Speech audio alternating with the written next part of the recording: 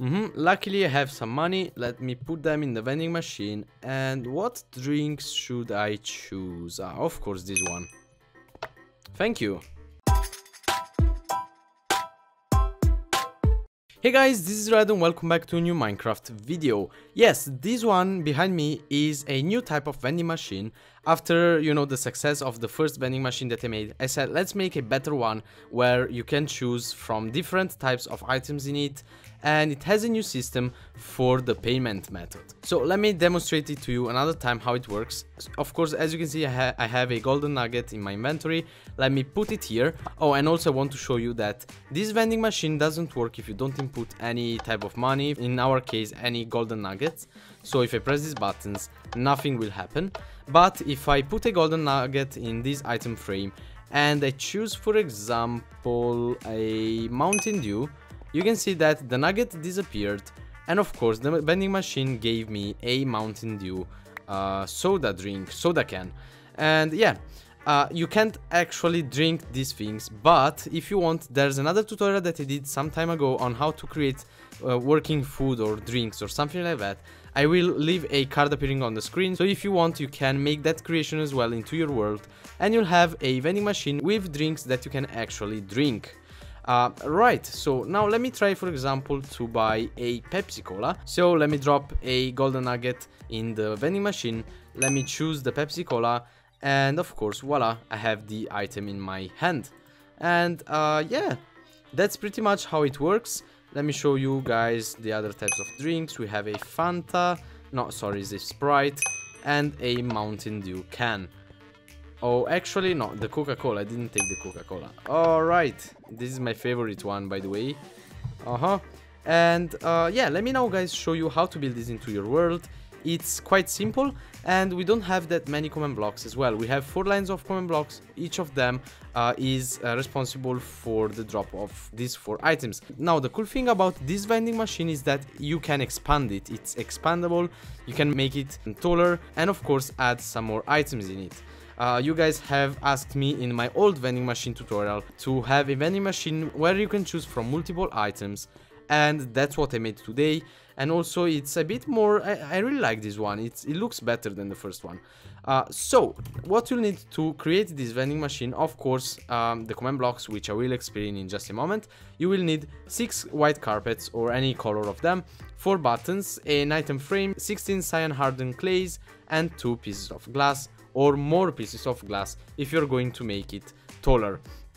And the way you build it, let me go here, for example.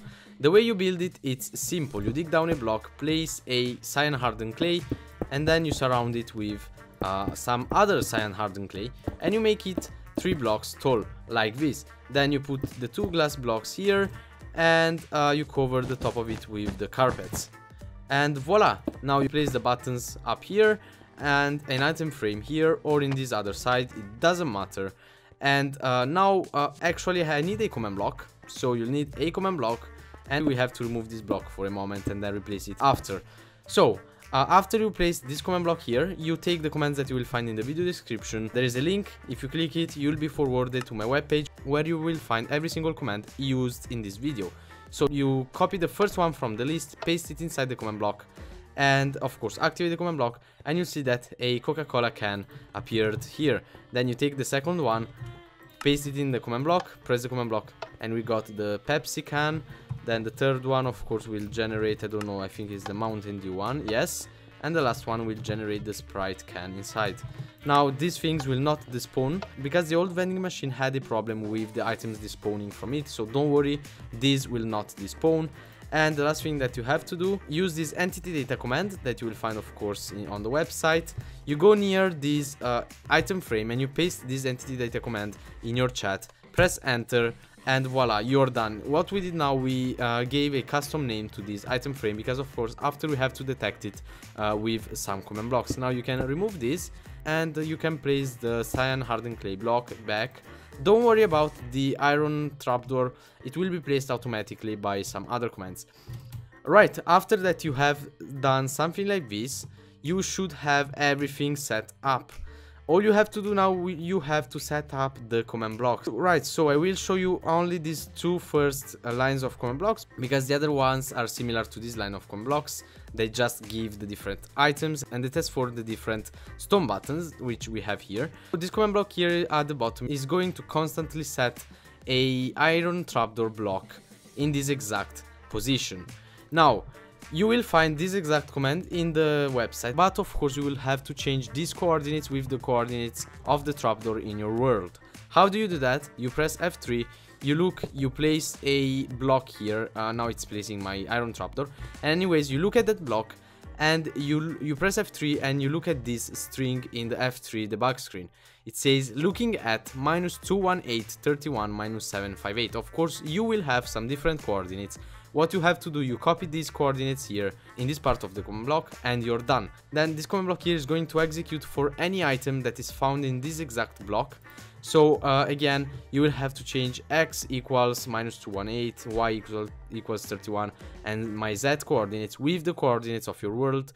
You basically copy the coordinates from this first command block and you put them in the right position. So this command block here is going to execute for any item in that exact position, and if there is an item in a radius of 1 from that block, we are going to set block another type of trapdoor which has a data of 1, which basically is a open trapdoor.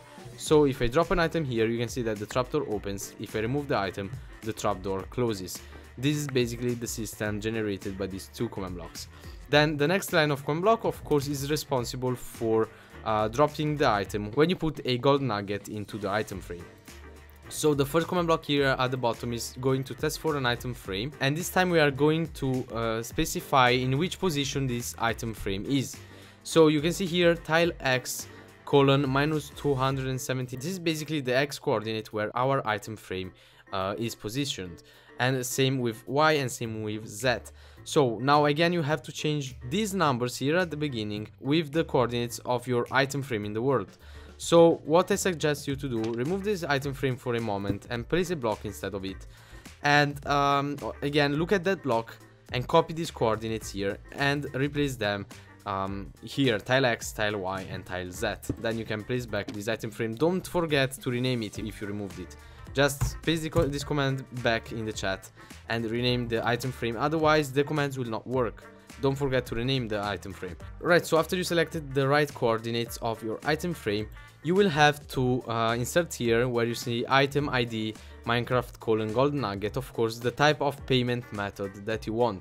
So if you want players to insert gold nuggets inside the item frame, you write gold nugget. If you want them to insert diamonds, for example, you write diamond, and that's it. So basically this command block here is going to detect when there is a gold nugget inside the item frame.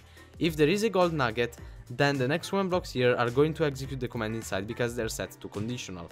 If there is no gold nugget, these command blocks here are going to do nothing because, of course, since they are set to conditional, they will not receive a redstone signal from the first command block here because it wasn't executed. So the second command block here is going to test for the stone button, which is exactly here.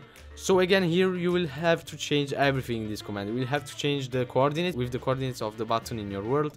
So again, look at the button and you have to copy the coordinates of it by looking at the debug screen. Then if you build this vending machine in a different direction from mine, so as you can see now I'm looking at the vending machine, and if I press F3 it says that I'm facing towards south. So if you look at the vending machine and it says that you're facing in another direction, you will have to change the data value of the stone button as well. If you don't want to have any problems, just build this vending machine while you're facing south, and you'll not have to change the damage value of it. You will still have to change the coordinates of it. The next command block here, so of course after this command is executed, it's going to play a sound, which is basically the sound generated when you pick up an experience orb. Is this sound playing? Basically that one. The first command block here is going to summon a custom skull, which has a custom texture, which I got from the Fresh Coal website. I didn't create these custom textures. They are on the Fresh Coal website. If you want, you can go and check it, and you can of course drop some different items. And the last command block here is going to use an entity data command on the item frame down there. So we are going to detect for the item frame that is named soda machine. So what I did previously with that command in the chat, I renamed this item frame soda machine. This command block here is going to remove the gold nugget from that item frame. So of course the other commands are not going to constantly generate items inside the vending machine, because you want to give only one item when a player drops a gold nuggets inside the vending machine. So if I want a Sprite, boom, it generates the item, it removes my gold nugget from here, and of course I can get my soda and drink it if you have created the other line of command blocks, which allows you to make some working drinks and foods in vanilla Minecraft. So now every time that you guys add a new item, of course you will have to add a new line of command blocks that will detect this time for another stone button. So you don't have to straight copy the first line of command blocks, you have to set up the second one as well, so you change again. Here you don't change anything, you use the same command as you used in the first one, but here we will have to change the coordinates of the second stone button, which is this one. You press F3, look at the button, copy the coordinates and insert them in the command block. Then that's it. This command block here will be different, you will find everything on my webpage. So guys, that was it about this command creation. I hope that you enjoyed it. If you did so, don't forget to leave a big fat thumbs up and subscribe to the channel if you enjoy content like this. As always, I want to thank you all for watching this video until the end, and I'll see you all in my next video. See you, bye!